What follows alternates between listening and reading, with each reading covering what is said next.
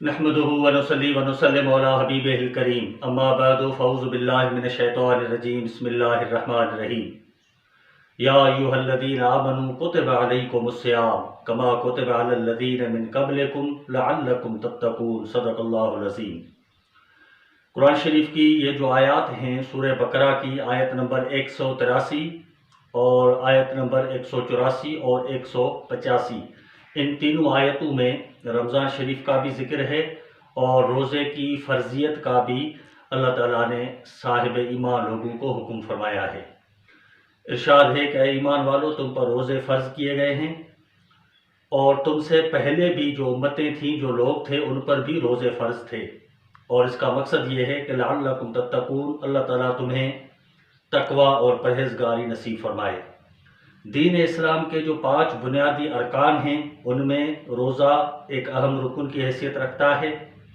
اور اسلام کے لیے سب سے پہلے ہم کلمہ شہادت پڑھتے ہیں، توحید کی گواہی ہے، حضور سید عالم صلی اللہ علیہ وسلم کے رسالت کی گواہی دے کر ہم اسلام میں داخل ہوتے ہیں۔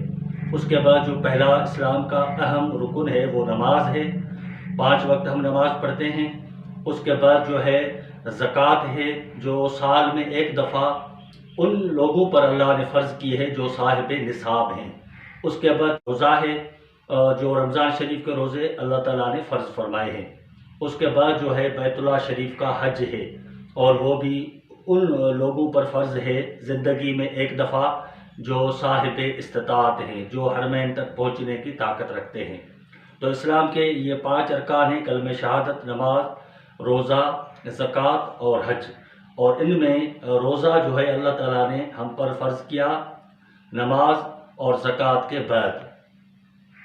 علامہ حسکفی کے بقول کے ہجرت کے 1.5 سال اور تحویل قبلہ کے بعد جو ہیں اللہ تعالیٰ نے 10 شعبان کو روزے فرض فرمائے۔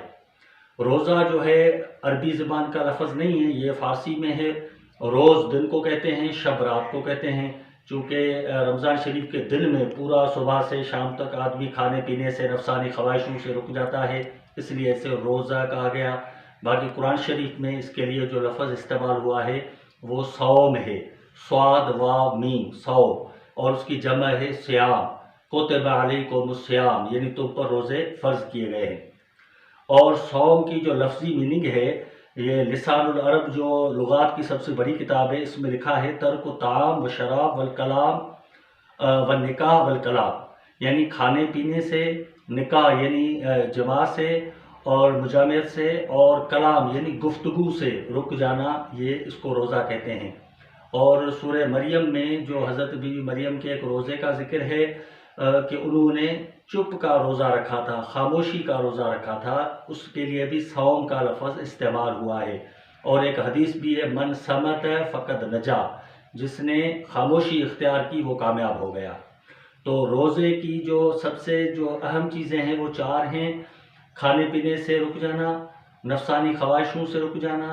اور فضول گفتگو سے، کلام سے، چاہے وہ جھوٹ ہو، چاہے وہ غیبت ہو، چاہے وہ لہو لعب ہو، چاہے فضول گفتگو ہو، ان سب چیزوں سے رک جانے کا نام روزہ ہے۔ اور اس کو صبر کا جو ہے مہینہ بھی رمضان کو اس لیے کہا جاتا ہے۔ ایک حدیث میں ایک حضور نے فرمایا، اگر کوئی تمہیں گالی دیتا ہے، تمہارے ساتھ کوئی بدتمیزی کرتا ہے، تو تمہیں صبر کرنا ہے، اور صرف اتنا زبان سے کہو انا صائم، یعنی میں روزے سے ہوں۔ تو یہ روزہ جو ہے اس کی لفظی میننگ یہی ہے۔ اور عربک میں جو لغات کی کتابیں ہیں ان سب نے لکھا ہے الامساک، الامساک یعنی رک جانا۔ اور اصطلاح میں اس کی میننگ یہ ہوگی کہ ایک جو عاقل بالغ مرد ہے، اس کا جو مکلف ہے، صبح طلوع آفتاب سے لے کر غروب آفتاب تک کھانے پینے سے، جماع سے، نفسانی خواہشوں سے رک جانا،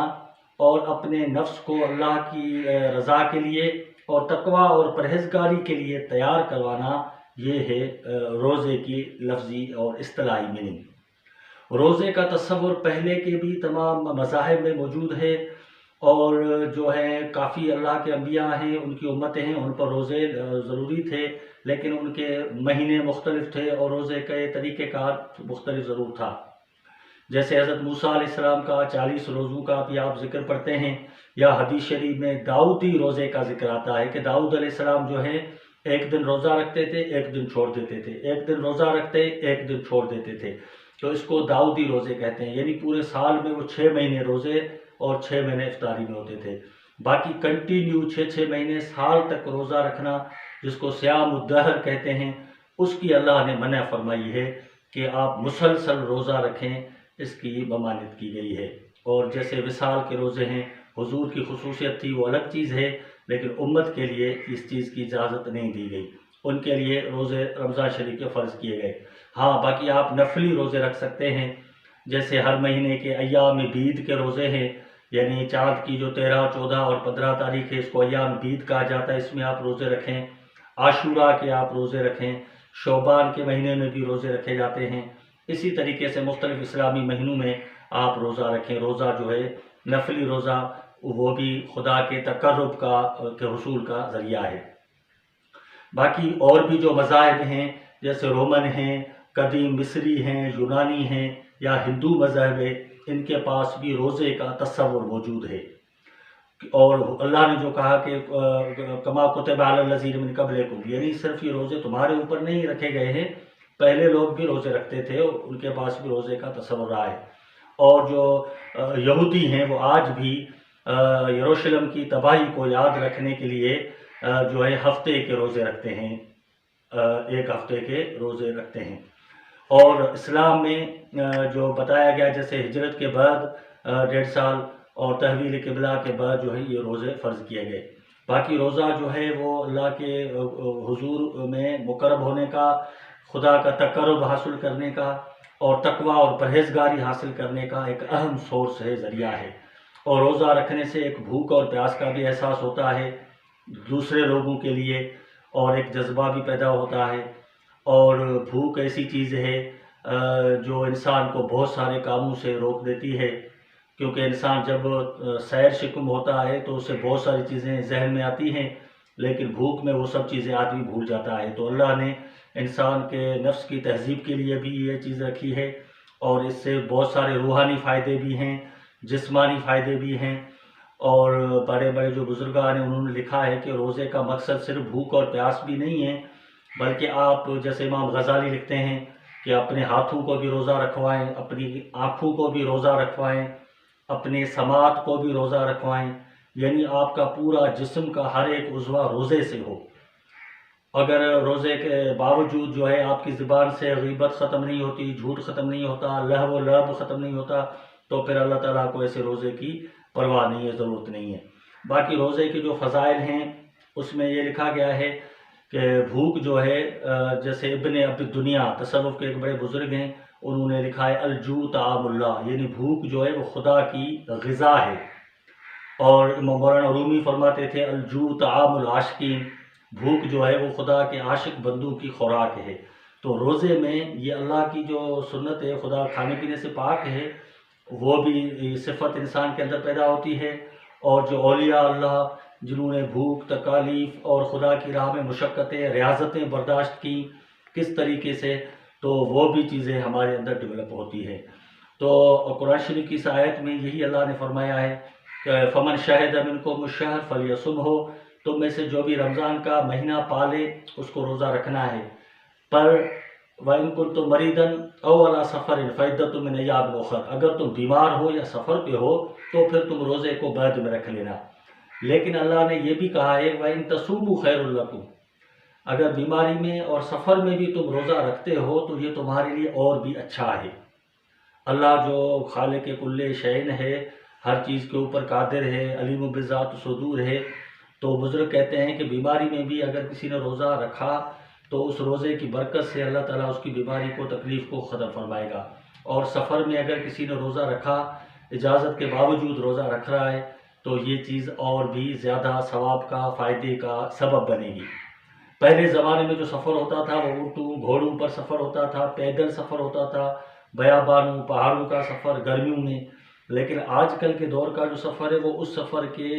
1% کے بھی مشکلات کا حامل نہیں ہے۔ ہم گاڑیوں میں سفر کرتے ہیں، اے سی لگا ہوا ہے، بڑے آرام سکون سے،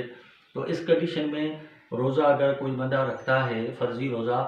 تو بجائے قضا کرنے کے تو اللہ تعالیٰ لازماً اس کو